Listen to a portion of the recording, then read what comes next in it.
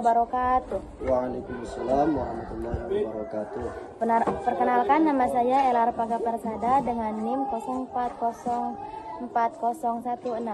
Saya di sini akan mewawancarain Kakak Yogi, salah satu pembina Pramuka Siaga UPTD SDN 016545. Apakah benar? Iya, saya sendiri. Baik saja, saya akan langsung bertanya kepada kakak, bagaimana struktur kepengurusan pramuka itu, Kak? Baik, langsung saja. Assalamualaikum warahmatullahi wabarakatuh. Waalaikumsalam warahmatullahi wabarakatuh. Tentunya di dalam setiap organisasi, tentunya pasti ada tingkatan-tingkatan dalam pengurusannya. Dalam setiap organisasi apapun itu, tentunya ada tingkatan-tingkatan pengurusannya. Begitu juga dengan pramuka. Pramuka ada tingkatan-tingkatan dalam pengurusan dalam pramuka tersebut. Yang pertama itu ada namanya tingkatan Warnas, Kuartir Nasional. Jadi Warnas ini yang memerintahkan atau yang mengurus itu adalah tingkatan presiden. Presiden juga termasuk dalam tingkatan pramuka, dalam pengurusan pramuka. Warnas namanya, Kuartir Nasional. Lalu yang kedua turun, ada Kuarda. Kuarda itulah yang seperti bupati, wakil bupati, mereka juga termasuk di dalam pengurusan pramuka. Ya. Lalu ada namanya Kuarcap. Kuarcap itu dipegang oleh camat. Camatlah yang mengurus dalam cabang pramuka tersebut. Lalu ada Kuartir. Kuartir juga termasuk dalam kuartir ranting ya. Kuartir ranting itu tingkatan tingkatan kalau sudah camat maka di bawah camatnya, itulah termasuk dalam pengurusan dalam pramuka. Dan ada tingkatan-tingkatan juga di dalam pramuka ini. Ada tingkatan siaga, ada tingkatan penggalang, lalu ada tingkatan penegak, ada tingkatan pandega. Yang dimana tingkat siaga ini itu dipegang oleh untuk anak-anak SD. Jadi kalau anak-anak SD itu namanya tingkatan siaga, pemula. Lalu naik lagi ada tingkatan penggalang. Tingkatan penggalang ini untuk anak SMP. Lalu ada penegak. Penegak itu tingkatan untuk anak SMA, madrasah aliyah, dan lain sebagainya. Lalu ada pandega. Pandega ini untuk mahasiswa. Jadi itulah struktur dalam pengurusan di dalam pramuka. Lalu Kak, apalah kegiatan dalam pramuka ini? Kalau kita berbicara tentang kegiatan tentunya banyak. Ya. Ketika biasanya tahun sekali itu Kuartir cabang itu mengadakan kegiatan perkemahan. Itu biasanya kalau di Kecamatan Pulau Dalam ini itu dilaksanakan di lapangan Serikandi, ya, di lapangan Serikandi PT Padasa. Di sana biasanya setahun sekali dilakukan yang namanya perkemahan. Banyak perlombaan-perlombaan yang diadakan seperti semalam itu waktu bulan berapa kira-kira itu ya? Waktu bulan 12 tahun lalu ya. Dilaksanakanlah kegiatan kemah di Kuarcap tersebut.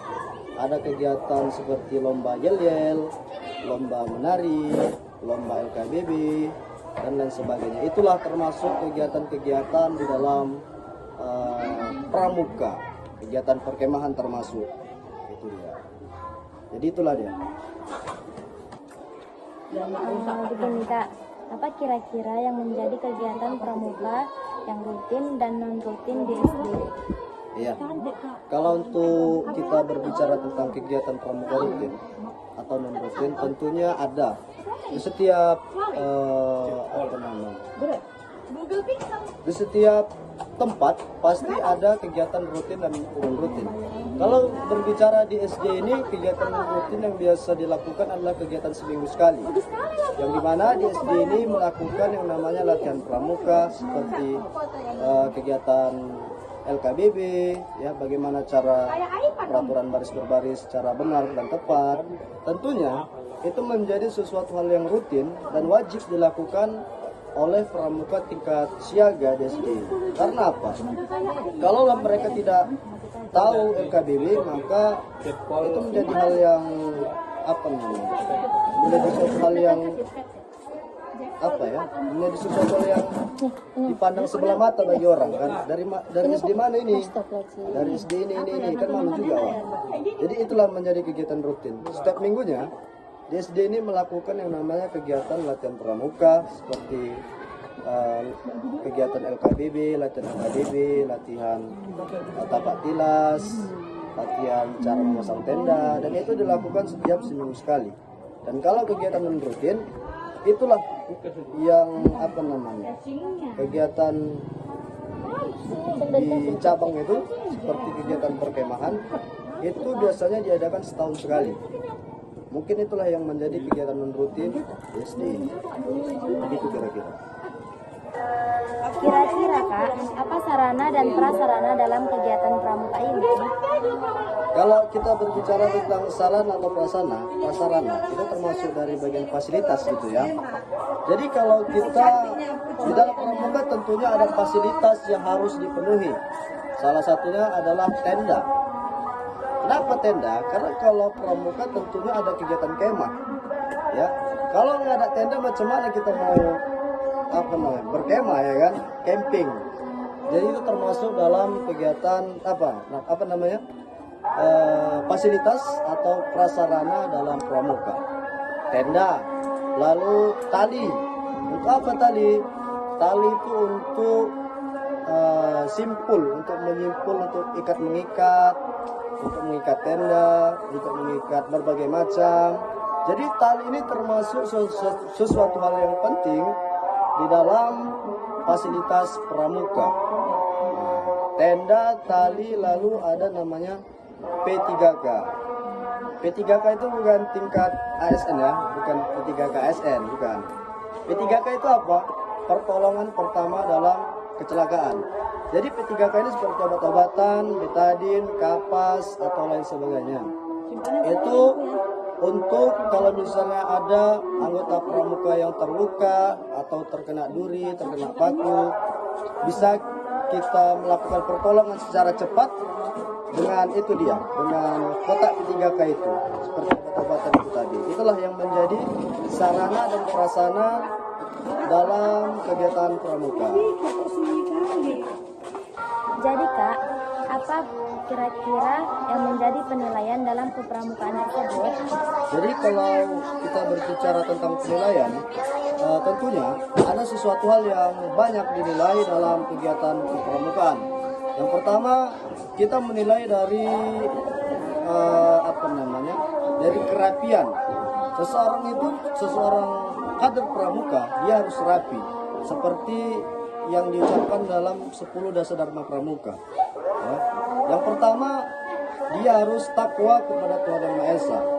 Seorang kader pramuka, seorang yang menjadi anggota pramuka, dia harus takwa kepada Tuhan Yang Maha Esa sesuai dengan kepercayaan masing-masing. Ya. Itu dia. Lalu yang kedua, cinta alam dan kasih sayang sesama manusia. Nah, seperti 10 dasar dharma yang telah disebutkan, jadi seorang yang menjadi kader pramuka, dia harus tahan mental, tahan banting. Dia nggak boleh menggek-menggek. Karena di pramuka itu diajarkan tegas, disiplin, dan percaya diri. Dan dia juga diajarkan harus patuh kepada Tuhan Yang Maha Esa, sesuai dengan ajaran dan kepercayaannya masing-masing. Jadi di pramuka ini menjadikan kita itu menjadikan seseorang yang seseorang yang tangguh, berani, dan independen. Independen itu artinya mengambil keputusan, mengikuti kepercayaan sendiri, gitu dia.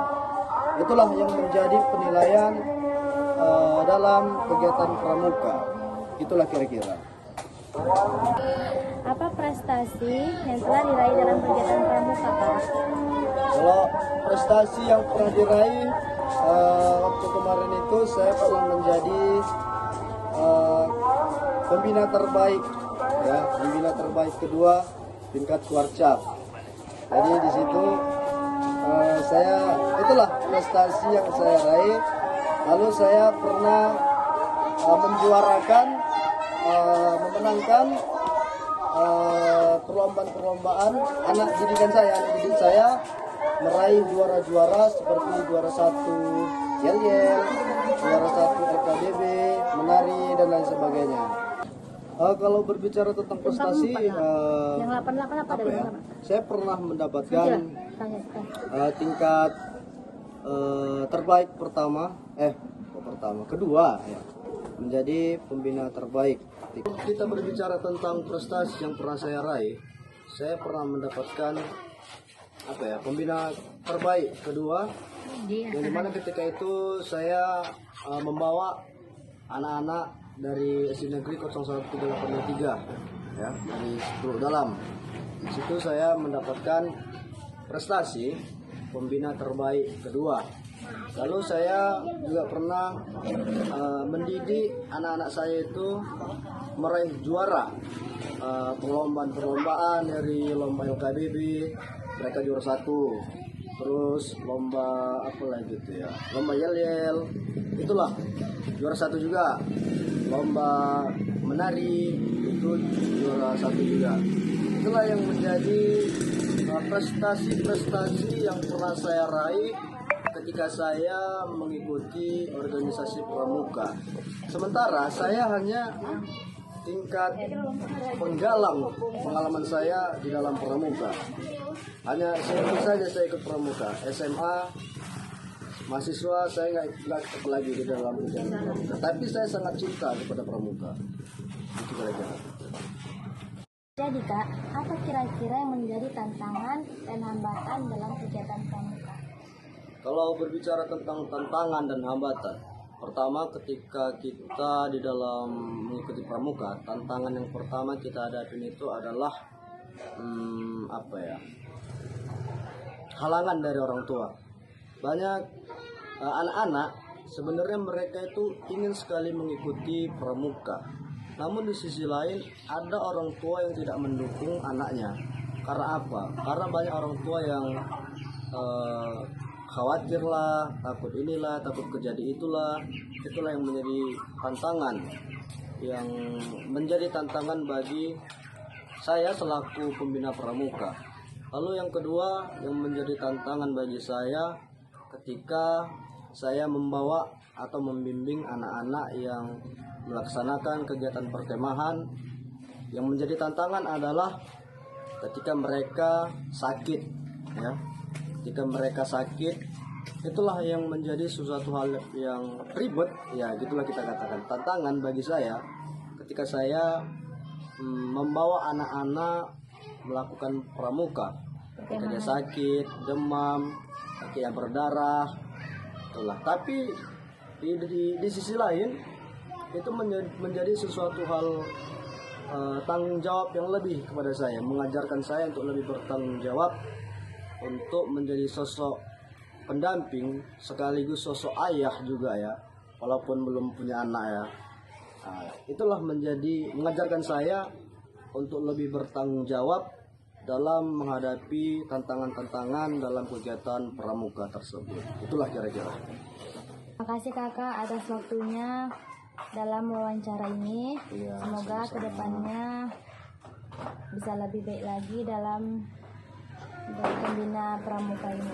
Ya, amin. Terima kasih. Begitu juga saya ucapkan ya, semoga semangat dalam dalam belajarnya Ella ya. Terima kasih. Saya akhiri. Assalamualaikum warahmatullahi wabarakatuh. Waalaikumsalam warahmatullahi wabarakatuh.